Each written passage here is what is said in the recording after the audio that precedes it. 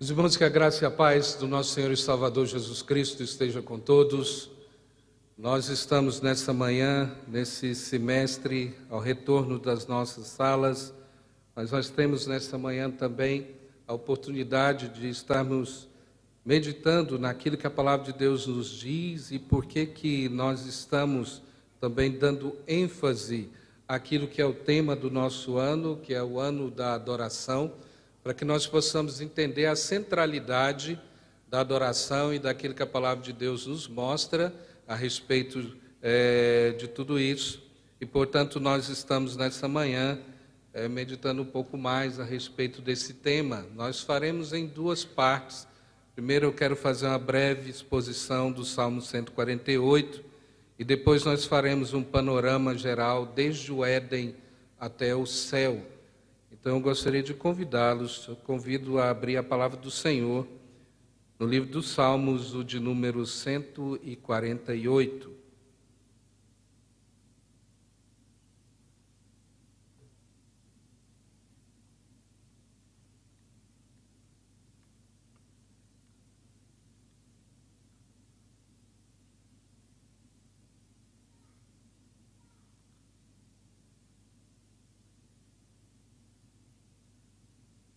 A palavra do Senhor nos diz assim: Aleluia! Louvai ao Senhor dos altos dos céus, louvai-o nas alturas, louvai-o todos os seus anjos, louvai-o todas as suas legiões celestes, louvai-o sol e lua, louvai-o todas as estrelas luzentes, louvai os céus dos céus, e as águas que estão acima do firmamento. Louvem o nome do Senhor, pois mandou ele e foram criados, e os estabeleceu para todos sempre. Fixou-lhes uma ordem que não passará. Louvai ao Senhor da terra, monstros marinhos e abismos todos, fogo e saraiva, neve e vapor, e ventos procelosos que lhe executam a palavra. Montes e outeiros, árvores frutíferas e todos os cedros, feras e gados, répteis e voláteis, reis da terra e todos os povos, príncipes de todos e todos os juízes da terra, rapazes e donzelas, velhos e crianças, louvem o nome do Senhor, porque só o seu nome é excelso, a sua majestade é acima da terra e do céu. Ele exaltou o poder do seu povo, o louvor de todos os seus santos, dos filhos de Israel, povo que lhe é chegado. Aleluia. Vamos orar mais uma vez. Senhor nosso Deus, nós queremos te agradecer por essa manhã. Obrigado a Deus pelo dia que o Senhor nos dá, dia que o Senhor fez, e nesse dia onde nós podemos nos alegrar no Senhor, porque, ó Deus, nós relembramos e trazemos à nossa memória a redenção, ó Deus, que veio até nós por meio de Cristo Jesus. Portanto, nessa manhã, ó Pai, que o Senhor mesmo nos conduza, ó Deus, no entendimento da Tua palavra, que haja edificação, que haja transformação sempre na nossa vida, conversão ao Senhor, e que o Senhor, ó Pai, possa esclarecer, ó Deus, a nossa mente, aplicar ao nosso coração a verdade, ó Deus, da Tua palavra. Nos abençoe, é a nossa oração em nome de Cristo Jesus. Uma das coisas que nós, muitas vezes, quando definimos algo, muitas vezes nós temos a tendência de devagar naquilo que nós estamos conceituando, mas nós precisamos compreender de imediato aquilo que seria adoração, aquilo que nós chamamos, normalmente nós temos como uma ordem de culto, uma liturgia, que é um serviço diante do Senhor. Uma definição interessante é essa, que diz que a adoração é a resposta correta, apropriada e prazerosa dos seres morais, angélicos e humanos a Deus, o Criador, Redentor e Consumador por quem Ele é, Deus eterno em três pessoas, Pai, Filho e Espírito Santo, pelo que fez na criação e na redenção, e pelo que fará na consumação vindoura, a quem deve ser dado todo louvor e toda glória, agora e para sempre, por todos os séculos. Quando nós olhamos para esse texto, nós vamos notar que a palavra do Senhor está juntando aqui elementos onde nós conhecemos aqui debaixo da terra, da ordem criada, com os elementos onde a palavra do Senhor nos fala que são os anjos que também se unem ou que nos ajudam nessa adoração a Deus o Pai. A palavra de Deus, ela mostra que esses anjos, e como nós lemos na liturgia, todos eles estão diante do trono adorando ao nosso Deus. E dessa forma, quando o povo de Deus também se junta nesse ato de adoração, nós estamos também, juntamente com os anjos, adorando a esse Deus que é criador de todas as coisas. O ser humano, quando ele é desviado por causa do pecado, da centralidade da adoração, ele começa a, de alguma maneira, adotar outros lugares onde ele possa direcionar essa adoração.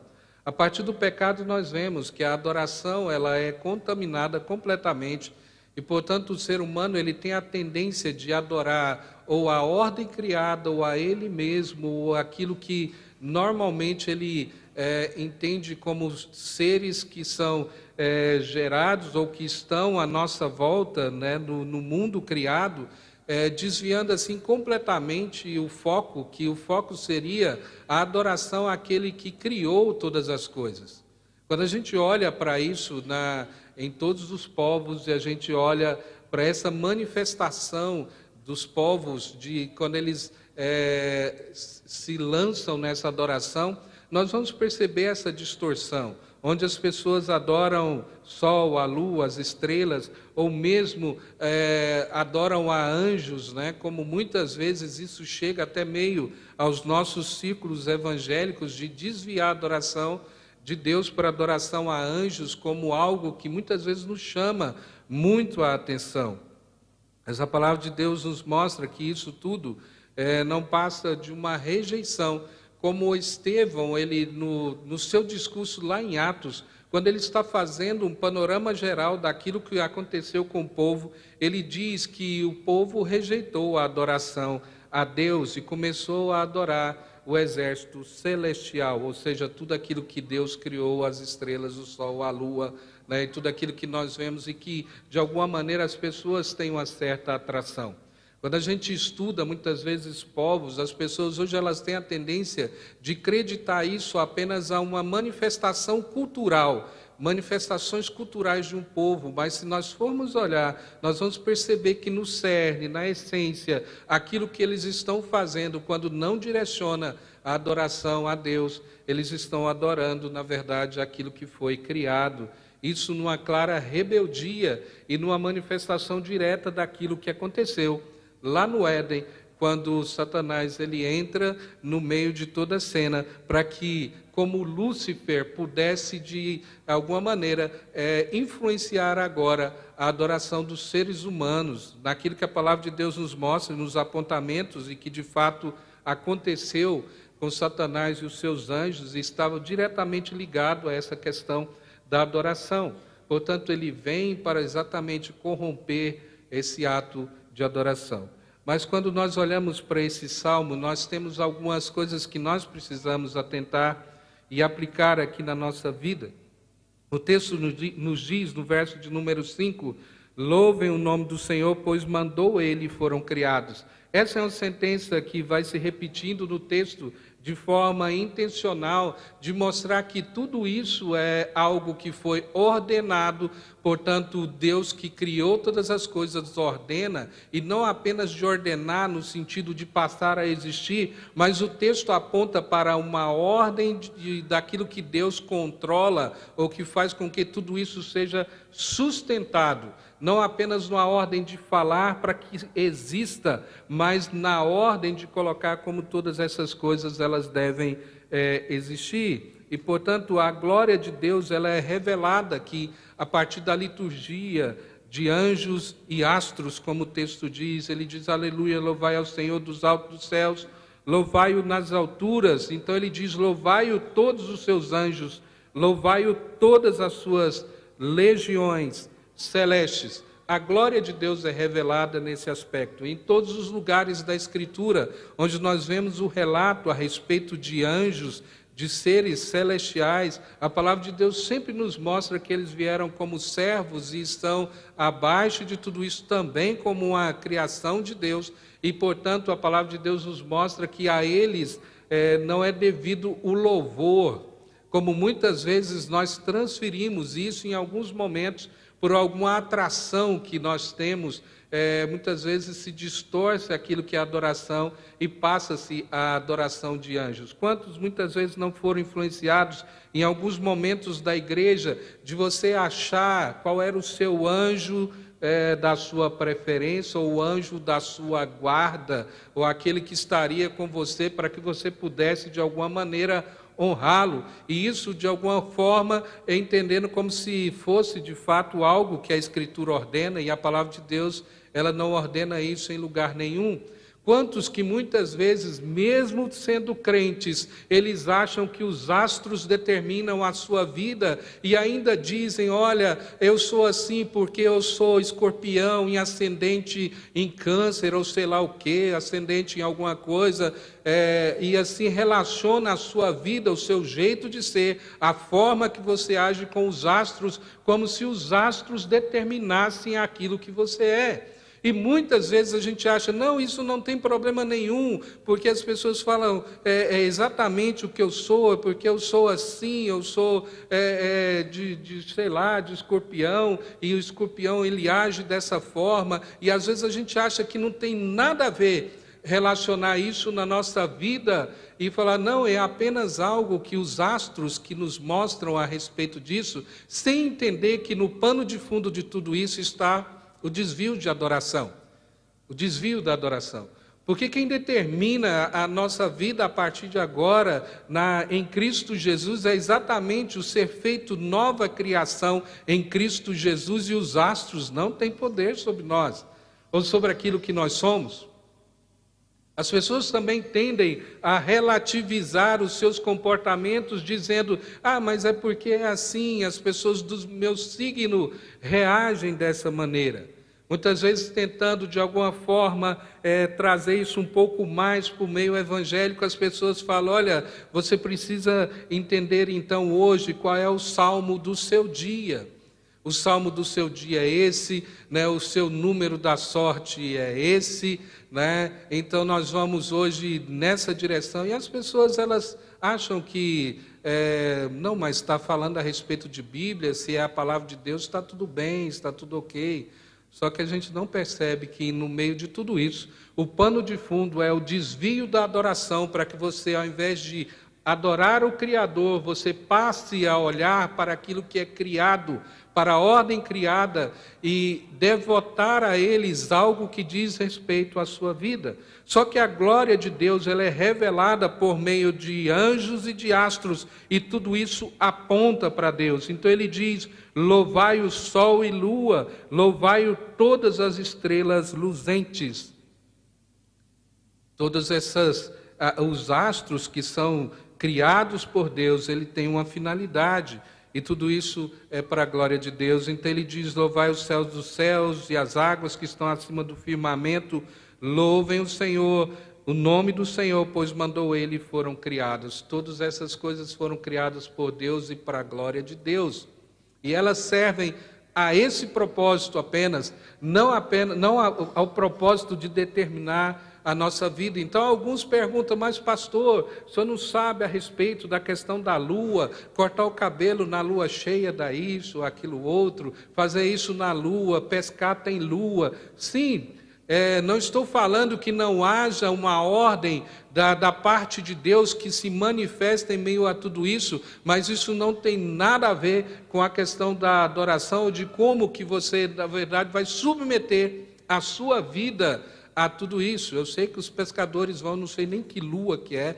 a lua boa, tem muitos aqui que sabem, né, que vai pescar. Eu sei que tudo isso tem algo, uma ordem determinada por Deus, mas nem por isso nós vamos submeter a nossa vida, ou a nossa forma, ou justificar a nossa forma de ser, até mesmo de chegar ao ponto de falar, não, eu sou assim porque eu nasci na lua tal, eu nasci em tal tempo, nasci à noite, nasci de dia, né? Uma série de coisas que a gente quer colocar como ordem criada que determina a nossa vida.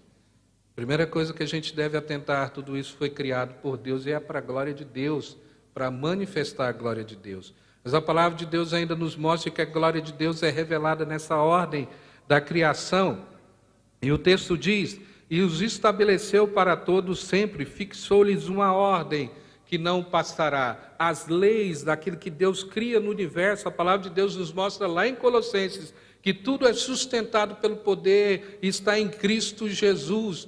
Tudo sustentado por Deus, a ordem de todas as coisas, do nascer do dia, o pôr do sol, né? Tudo isso que acontece, que normalmente nós temos como ordinário na nossa vida e que não atentamos que existe uma lei que governa todas essas coisas.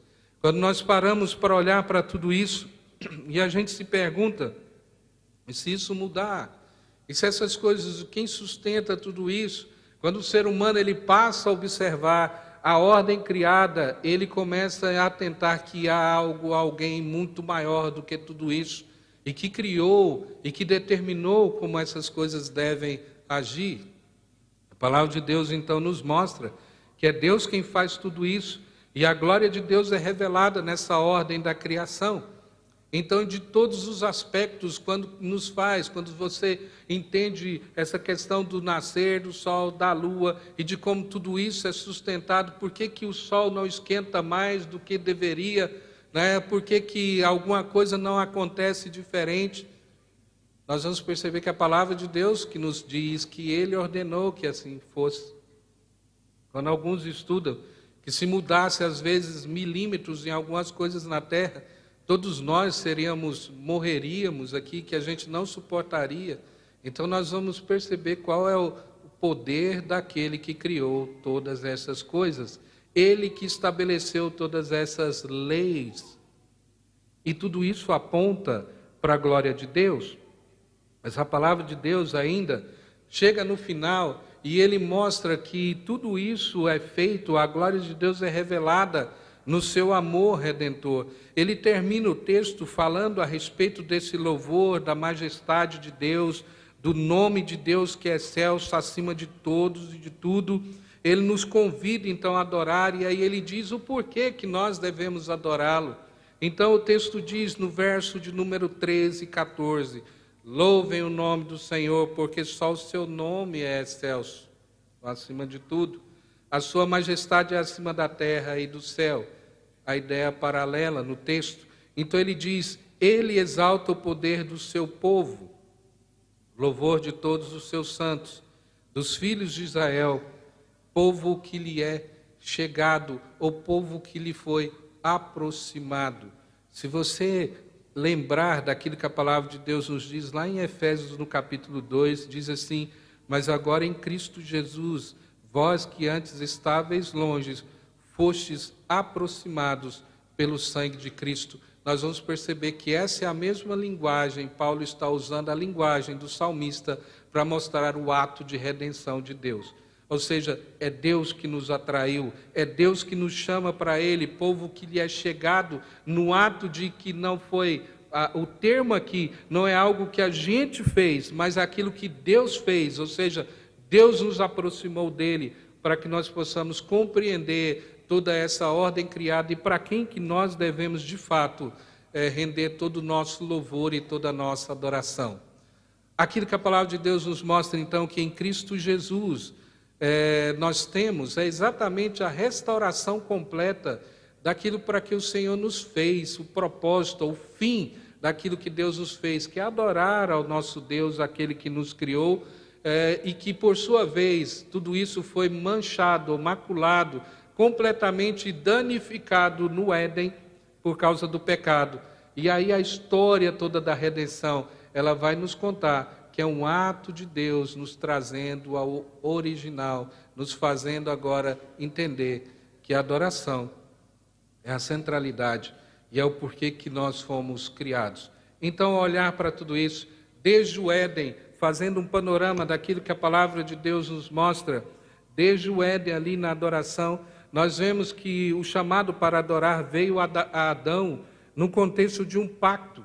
Deus faz um pacto com Adão, segundo o qual a vida lhe era prometida e por meio dele todos os seus descendentes, e condicionada à sua obediência pessoal e perfeita. É isso que nós cremos, isso está lá na nossa confissão de fé, também como sistema doutrinário nosso, no capítulo 7, no parágrafo 2º, que diz que o primeiro pacto feito com o homem era um pacto de obras. Nesse pacto foi a vida prometida a Adão, e nele a sua posteridade, sob a condição de perfeita obediência pessoal. Nós sabemos muito bem de tudo aquilo que aconteceu e que não houve essa perfeita obediência pessoal, e a partir daí nós temos então toda a modificação daquilo que nos atingiu e daquilo que nós somos. Então, aqui nós temos um chamado então para adorar em um vínculo de vida e morte. Isso distinguia Adão do reino animal. Você não vai perceber que nos animais é dado a mesma ordem.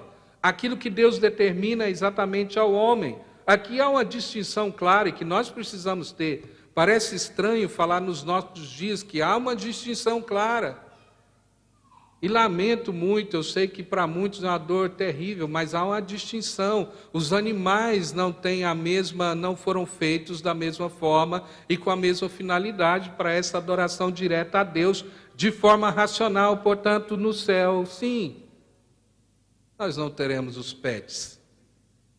Para alguns que hoje, até muitas vezes acham, até fazem culto relacionado a pet, e que muitas vezes muda tudo isso, a palavra de Deus ela faz uma distinção clara daquilo que era o homem, da criação, do homem e da mulher e do restante da criação.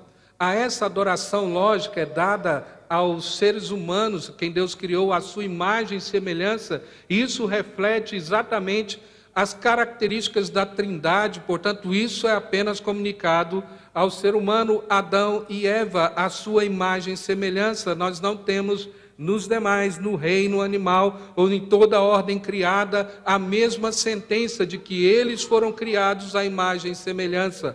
Portanto, sendo criados à imagem e semelhança de Deus, nós fomos designados como pessoas de adoração, homolitúrgicos, ligados ao céu.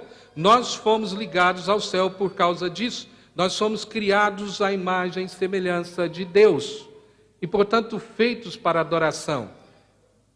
Quando a gente olha, então, aquilo que aconteceu no Éden aqui, que era exatamente esse primeiro aspecto, e nós vemos e claramente nós vamos perceber que o Éden não era apenas um jardim, mas o Éden era um jardim-templo. Era um lugar de adoração a Deus, onde o ser humano ele tinha o contato direto com Deus, ele tinha o contato pleno com Deus ali. Portanto, ali não era apenas um jardim, como muitas vezes nós imaginamos, mas tudo isso aponta para um templo onde o homem e Deus habitavam, e, portanto, ao homem era dado esse privilégio de ter ali a comunhão direta com Deus. Nós temos então aqui, a partir daqui, algo que a palavra de Deus vai nos relacionando. É extremamente interessante perceber tudo isso, nessa ordem litúrgica, ou nessa estrutura que Deus estabelece. Você vai ver um chamado à adoração. Esse chamado é através da própria palavra de Deus, ou da ordem de Deus, daquilo que eles deveriam fazer. Nós temos uma resposta que é chamado o ser humano a ter. A resposta era de fé e obediência, amor e devoção. A única coisa que Adão ali e Eva, eles deveriam fazer era ter uma resposta de fé e obediência naquilo que Deus tinha falado, das ordens de Deus para a vida deles. E nós tínhamos ainda ali uma promessa de uma refeição juntos, a união, ou essa comunhão, a comunhão direta ali com Deus, que a palavra de Deus nos mostra lá em Gênesis. Mas a idolatria, ela vem e ela entra no Éden, no jardim. Há um convite, então, de Satanás. Quando ele entra em cena, a gente vai perceber que há um convite de Satanás para abandonar o chamado de Deus. Inverter a ordem completa. Ou seja, ao invés de fé e obediência, incredulidade e desobediência diante de Deus. Quando ele pergunta, ele falou isso mesmo? Será que é isso mesmo que vai acontecer? Será isso mesmo que Deus falou? Olha, no dia que deles comeres, Satanás chama então a uma nova ordem de adoração, que seria incredulidade e desobediência. E se a gente perceber que ao fazer tudo isso, quando Adão ele faz isso, ele inverte a ordem de adoração e passa então a adorar o próprio diabo, porque agora ele creu em quem? Em Satanás. Ele obedeceu quem? Satanás. A ordem de adoração foi invertida e, portanto, ele agora acredita em Satanás, ou seja, ele creu nas suas palavras, portanto, ele teve um ato de fé, ele faz aquilo que Satanás sugere, portanto, ele tem uma desobediência direta com Deus. Isso aqui é o cerne da idolatria. É por isso que a palavra de Deus fala tanto de idolatria. A idolatria não está relacionada à imagem apenas. A imagem é apenas a manifestação daquilo que já foi gerado dentro do coração. João fala, filhinhos, cuidai-vos dos ídolos. A palavra de Deus diz, em Jeremias, falando, cuidado com os ídolos que vocês levantam dentro do coração. Não é os ídolos que nós colocamos fora apenas. Quando o ídolo se manifesta externamente, ele já foi produzido muito antes dentro do nosso coração. Portanto, o cerne da idolatria está exatamente aqui. E aí nós vamos perceber porque Deus fala tanto a respeito de idolatria.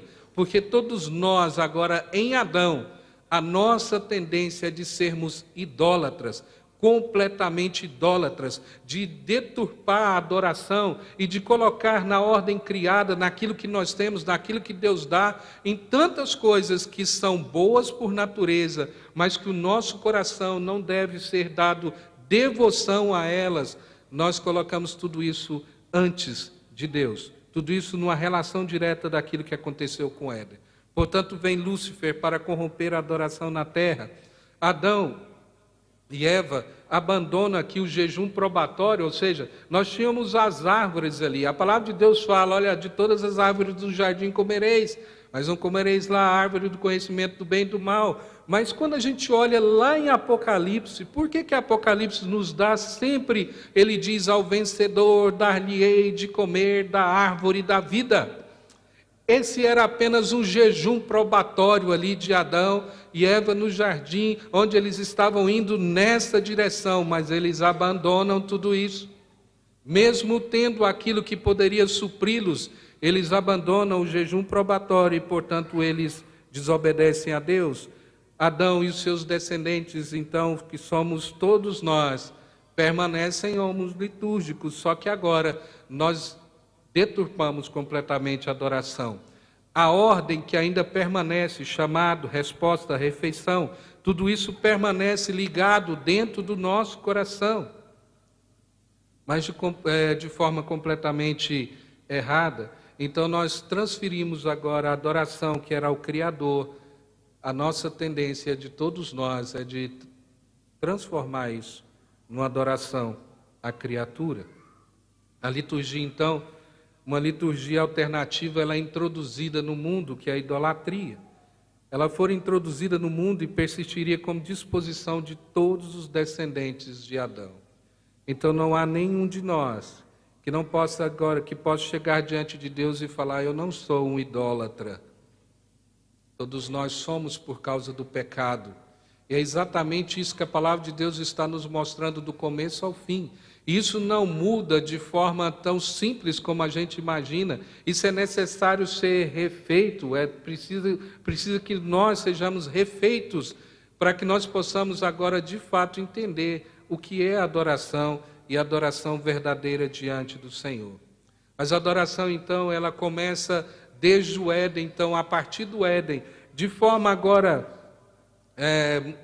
ali momentânea. De alguma forma, Deus ainda mantém eles na sua presença. Você vai perceber isso lá no relato de Gênesis, quando Deus promete outro filho que viria e esmagaria a serpente e, por consequência, restauraria e aperfeiçoaria a adoração para a qual, no princípio, chamara Adão. Ali, quando Deus começa a falar a Adão, ele já tinha sacrificado o animal para que ele pudesse vesti-los. O primeiro sacrifício começa. Um inocente morre para que os primeiros que foram criados pudessem se apresentar na presença de Deus.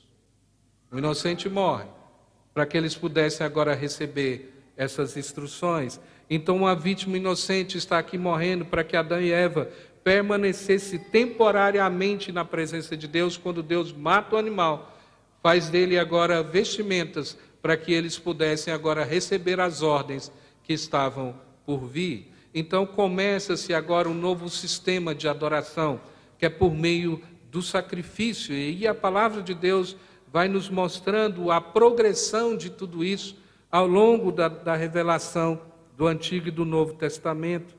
Então, a menção aqui aos descendentes de Eva, que começam a invocar o nome do Senhor, após o nascimento de Sete, lá em Gênesis, no capítulo 4, verso 6, ele vai indicar um raiar de um novo tempo, de adoração agora ao oriente do Éden. Lembrando que eles foram expulsos do jardim, e agora eles estão fora do jardim.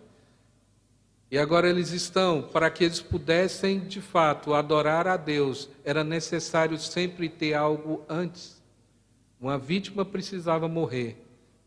Haveria um sacrifício para que eles pudessem chegar na presença de Deus. Então a adoração por meio do sacrifício, ela começa a ser estabelecida, e aqui os sacrifícios desempenham um papel importante na vida da descendência escolhida. Você vai ver isso na vida de Noé. Logo após Noé sair da arca, ele faz um sacrifício a Deus. Nós temos em Abraão, que tinha esse entendimento do sacrifício a Deus, e nós temos no ato ali emblemático na vida de Abraão, o sacrifício de Isaque, né, chamando Abraão a oferecer o seu próprio filho, mas tudo isso apontando já naquele tempo para o sacrifício que viria. Deus não permite que Isaque morra, mas o animal morre naquele momento. A gente tem Isaac também da mesma forma, nós temos em Jacó da mesma maneira, tendo ali agora como forma de aproximação de Deus, todas as vezes que eles se aproximavam de Deus, uma vítima tinha que morrer, e morria de forma inocente. Nós temos então a adoração, que ela continua, portanto no Éden, no Sinai e em Sião. Nós temos aqui a partir de Adão, da mesma forma, você vê Israel como filho de nação, filho de Deus como nação, agora tendo como sistema sacrificial de sua adoração, no seu ato de chegar diante de Deus, ele tinha como centralidade ali os sacrifícios de animais. Tudo isso é determinado quando você começa a ler Levítico, e ele vai mostrando a ordem dos sacrifícios. É interessante que a primeira parte, você vai ver os holocaustos, depois ele repete de novo tudo a mesma coisa. Você vai perceber que há uma perspectiva diferente. Você vai perceber que Levítico tem a perspectiva primeiro do povo, do sacerdote, depois do povo. Ou seja, o sacerdócio era imperfeito. O sacerdote tinha que fazer todo o sacrifício por ele primeiro, para que depois ele entrasse na presença de Deus e fizesse o sacrifício do povo. É por isso que repete a ordem Levítico. E muitas vezes nós lemos Levítico e não entendemos por que está repetindo os mesmos sacrifícios. Olhe com atenção Levítico, que você vai perceber que a visão primeira de um sacerdote e depois do povo era imperfeito, completamente imperfeito. A gente chega então no ápice da história de Israel, que é o período de Salomão, onde se constrói o templo. E você vai perceber que nunca houve algo que aconteceu daquele tamanho na história da redenção. Diz o texto, lá em Crônicas, que naquele dia, onde foi consagrado no templo, morreram 120.000 ovelhas, 20.000 bois. 120.000 ovelhas foram mortas naquele dia, para que pudessem ser sacrificadas. E tudo isso apontava exatamente para o Cordeiro de Deus. Mas esse é o ápice na história do Filho de Deus como nação, que era Israel, foi aqui no período de Salomão. Mas essa ordem nós precisamos notar ainda a configuração de toda essa adoração. Lá em Êxodo, no capítulo 19 até o 24, você vai perceber esse padrão. E o padrão é congregação no Monte Sinai, chamado pela palavra de Deus, purificação por meio do sacrifício, acesso mediado por um sacerdote designado, a comunicação divina que vinha logo a seguir, e aqui no caso os 10 mandamentos e o livro da aliança, consagração, que era a parte do povo, a promessa de obediência, sacrifícios, holocaustos e sacrifícios pacíficos, comunicação divina, livro da aliança, de novo, relembrando que a aliança estava dizendo, purificação, que era a aspersão dos holocaustos e ofertas pacíficas e o acesso mediado à presença de Deus, e por último a mesa da comunhão com Deus, sempre nessa sequência que a palavra de Deus vai nos mostrando. Portanto, o que estava aqui implícito no Éden, quando Deus vestiu Adão e Eva ali com peles de animais, agora fica explícito no Sinai. Ou seja, o sacrifício era essencial à adoração a Deus, se torna um elemento essencial. No entanto, o novo elemento de intercessão sacerdotal, ele é introduzido agora no meio do povo de Deus. Quando Israel ele ouve a voz de Deus no Monte Sinai, lá no capítulo 20 de Êxodo, eles têm medo, eles se estremecem diante de Deus. Então não há como agora o povo chegar diante de Deus, diretamente diante de Deus. Eles pedem então que haja ali uma mediação em meio a tudo isso. Hebreus nos fala a respeito disso. É aqui que a gente entende Hebreus quando ele fala, achegai-vos, portanto, ao trono da graça. Quando ele está falando isso, ele está falando para um povo judeu que tinha desespero de perceber o que era a presença de Deus. Agora ele diz, em Cristo Jesus vocês podem se aproximar junto ao trono da graça. Em meio a trovão, relâmpago, o estremecer da terra, onde eles tinham pavor de chegar na presença de Deus. E era um espetáculo pavoroso mesmo em Êxodo, quando Deus desce no monte, quando ele dá a aliança, ele cerca o monte e diz, Moisés sobe, até o meio vem ali os sacerdotes ali, os anciões no pé da montanha, cerca essa montanha, se alguém subir vai morrer, até o animal que tocar nessa montanha será morto diante do Senhor. Perceba então, quando o povo olha para Deus descendo, naquele monte, é um espetáculo pavoroso, diferente daquilo que muitas vezes no dia hoje, a gente olha para tudo isso e fala, não, eu quero entrar na tua presença, eu quero pegar nas suas vestes, eu quero vestir suas roupas, uma série de coisas, porque as pessoas não estão entendendo de fato quem Deus é. Só há uma maneira de chegar hoje na presença de Deus, é por meio de Cristo. Nós não podemos determinar a forma de chegar, é por meio de Cristo Jesus. Ele continua sendo Deus. Ele continua sendo santo. Há uma necessidade então de mediação profética e sacerdotal. Lá em Deuteronômio, no capítulo 5, verso 5 diz, naquela ocasião, eu fiquei entre o Senhor e vocês, para declarar-lhes a palavra do Senhor, porque vocês tiveram medo do fogo e não subiram no monte. Moisés é estabelecido então agora como mediação. Partimos um pouco caminhando na revelação, e aqui está o padrão da adoração de Israel, segundo Crônicas, no capítulo 5 até o capítulo 7. Da mesma forma, a congregação no Monte Sião, purificação por meio de sacrifício, acesso mediado por sacerdote, agora uma introdução de louvor, onde nós temos agora em Davi, a partir de Davi, a introdução da música aqui na adoração a Deus, e ele estabelece isso como uma forma também de chegar na presença de Deus e falar a respeito da sua majestade. A glória de Deus enche o templo, comunicação divina por meio da palavra de Deus através de Salomão, oração de intercessão que foi feita por Salomão, fogo e glória que são vindos do céu, o louvor de novo que eles se curvam e agradecem a Deus, há uma purificação, consagração aqui por meio de sacrifício de novo, refeição, um banquete, capítulo 7, verso 8 a 10, a bênção e a despedida. Você vai perceber que os elementos centrais permanecem. Há apenas uma progressão no meio de tudo isso, na liturgia ou na adoração a Deus. Então nós temos esses elementos, Adão, Israel, Salomão e agora filhos idólatras no meio de tudo isso.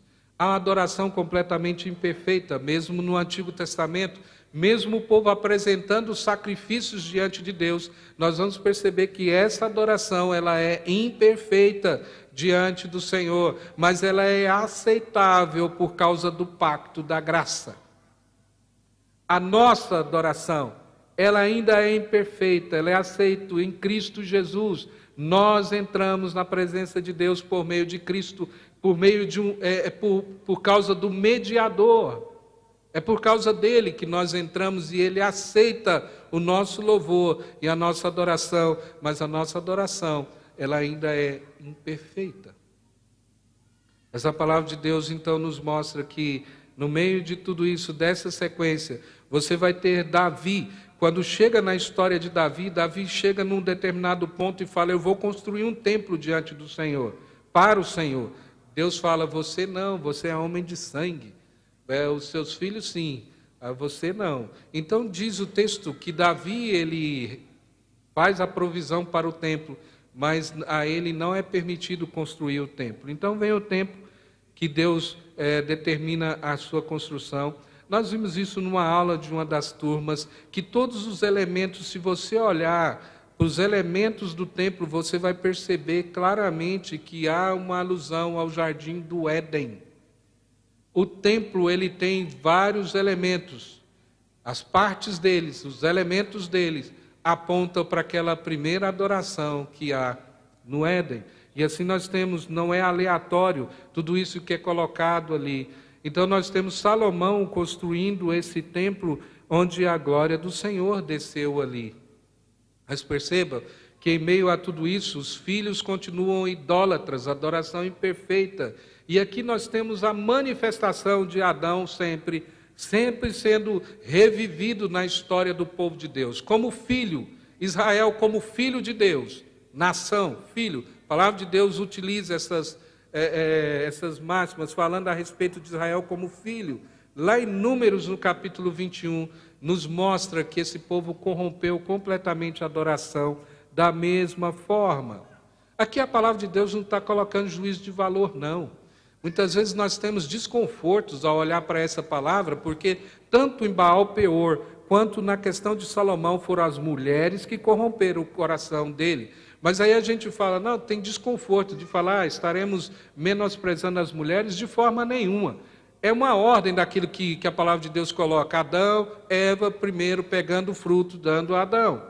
E Adão aceitando. Só que quando vem a condenação, vem para os dois. Da mesma maneira, se a palavra de Deus fizesse gradação de pecado, o maior pecado fosse de Eva e Adão menos, o sacrifício de Cristo Jesus deveria ser diferente para homens e mulheres. A redenção deveria ser diferente. A mesma redenção que o homem precisa, é a mesma redenção que a mulher precisa.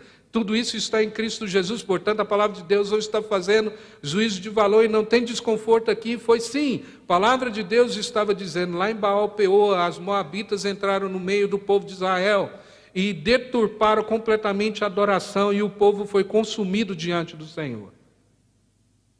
Porque eles trouxeram algo estranho, colocaram elementos que não deveria na adoração, naquela ordem que nós estamos mostrando. O povo de Deus inseriu elementos diferentes e o povo foi morto várias vezes na presença de Deus por oferecer fogo estranho na presença do Senhor. Nós temos então Salomão, chega num determinado ponto, a palavra de Deus tinha falado para ele, as mulheres vão deturpar o seu coração, e é o que aconteceu. Salomão, ele ergue santuários para Quemos e Milcom, que eram deuses pagãos, tudo isso influenciado por suas mulheres, portanto, Adão, redivivos, filhos idólatras, que estavam agora revivendo a mesma coisa que aconteceu no Éden. Os altos, ele edifica no leste de Jerusalém, e às vezes isso passa batido para a gente, esses elementos. Quando a palavra de Deus faz questão de mostrar que Salomão, ele fez ali altares ao leste de Jerusalém, se a gente for notar pela geografia, mais ou menos o apontamento para onde era o Éden. para onde era o Éden. Aquilo que Salomão está fazendo é corromper completamente essa adoração. E às vezes a gente olha e assusta para o juízo de Deus em meio a tudo isso, mas a gente não percebe os elementos que estão por trás disso e aquilo que eles estão fazendo diante de Deus. A idolatria, então, idolatria se torna irreversível no meio do povo. Lá a gente vai ver uma espiral descendente contando no livro de Reis. Quando chega Jeroboão ali em Israel, ele cria centros alternativos de adoração, lá em Betel e em Dan. E ele cria um novo sacerdócio. Ele estabelece um novo sacerdócio. Sai o sacerdócio de Arão e ele estabelece um novo sacerdócio ali para que pudesse mediar a adoração a esses bezerros de ouro. A gente vê Roboão em Judá fazendo postes ídolos que eram profanação do sacerdócio. Se você for notar, tudo isso estava ligado agora. Roboão era pior ainda. Se a gente puder pôr uma gradação, parece que Jeroboão, sim, chegou no ponto, lá no fundo do poço, mas chega Roboão e cava mais um pouquinho. Porque, na verdade, ele transforma o sacerdócio em prostituição. E o poste ídolo nada mais era do que isso, uma adoração, indicando a questão de sexualidade ali, e que as pessoas agora seriam direcionadas para isso. Roboão faz isso no meio do povo de Deus, falando, olha, agora é isso aqui que vocês devem adorar, os sacerdotes são esses aqui. Portanto, era uma prostituição dentro do templo, dizendo que era adoração a Deus. Há um retorno do povo de Israel do exílio, e o povo retorna. Há um elemento essencial. Se você notar, no retorno do povo do exílio, o povo deixa de ser politeísta. Você não vai ver no restante das escrituras, quando eles voltam do exílio, adorando a Baal de novo, some Baal da história de Israel. Eles se tornam agora, literalmente, estão monoteístas. Mas nem por isso a gente fala, não, agora eles estão adorando de forma verdadeira. Não, eles corrompem de novo a adoração. Na construção do templo, você vai ver que lá em Esdras nos mostra isso, o povo completamente voltado à sua própria vida, à sua maneira de ser, e Ageu condena tudo isso. Eles profanam o Shabá ali, o dia de descanso, eles não estão nem aí para isso, e Malaquias nos fala a respeito disso. Há uma idolatria por meio dos casamentos estrangeiros, e de novo o povo de Israel cai na mesma coisa que eles já vinham sendo feito, as mesmas práticas, o povo que voltou do exílio.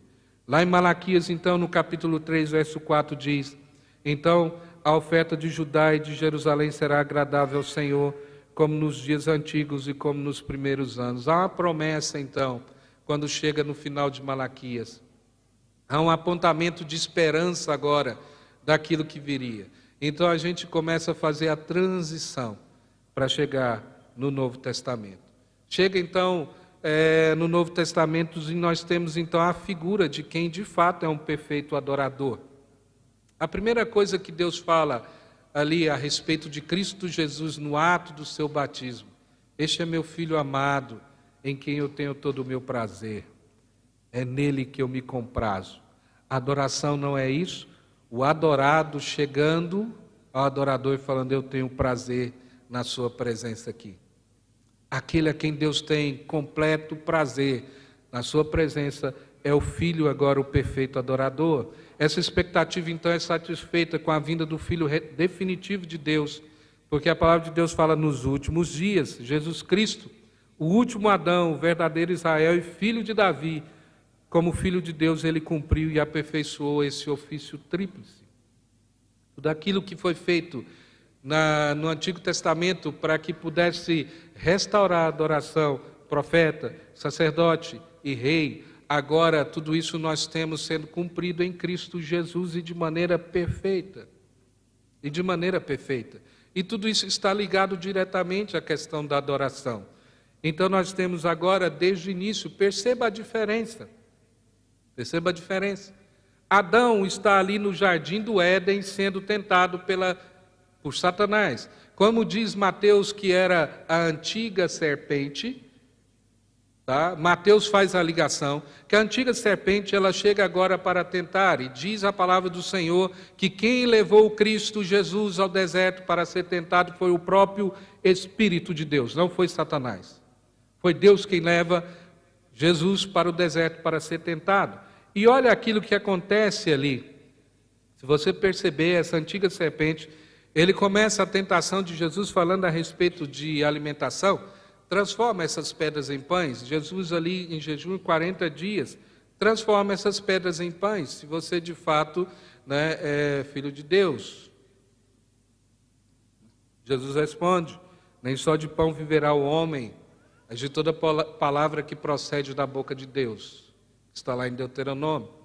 Satanás ainda continua da mesma forma. Perceba que Satanás, no primeiro ato do Éden, de pegar, falar do fruto, ou seja, vocês têm, mesmo que tenha todos esses frutos, vocês estão sentindo falta de um. Satanás está oferecendo ali no Éden, coma essa fruta. A tentação vem da mesma forma em Jesus. E logo a seguir, há um ato agora para adoração, e aí ele fala, olha, tudo isso, ele fazendo um teste agora, diante do Senho, né? O jejum é um teste da presença de Deus, e depois de curvar e se adorar, se você se curvar e me adorar, né, tudo isso aqui será seu, e a gente vai perceber que Jesus também não faz. E aquilo que Deus requer de nós, que é adorar o Senhor com todo o coração, mente e força, quem fez isso foi Cristo Jesus.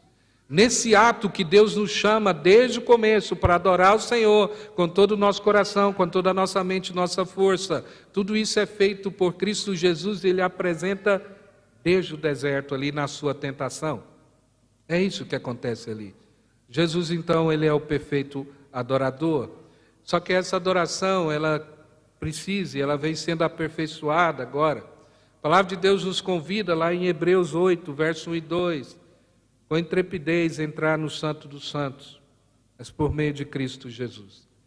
Há uma necessidade de um sumo sacerdote perfeito que entrasse na presença de Deus no Santo dos Santos permanentemente, intercedesse por seu povo. Jesus então se submete à espada flamejante do juízo de Deus em sua morte, e então em sua ressurreição ele liderou o caminho de volta à árvore da vida, à presença de Deus. É aquilo que Jesus faz. Essa adoração então ela é aperfeiçoada em Cristo Jesus, e nós estamos sendo aperfeiçoados, mas ainda não completamente.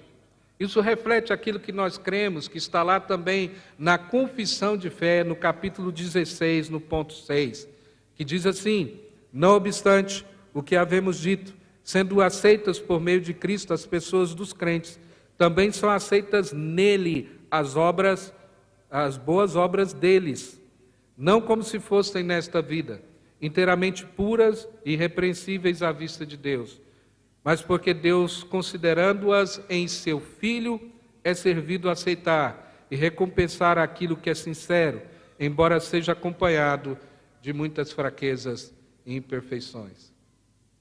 Você sabe por que Deus aceita a nossa adoração aqui como povo dele? É por causa de Cristo.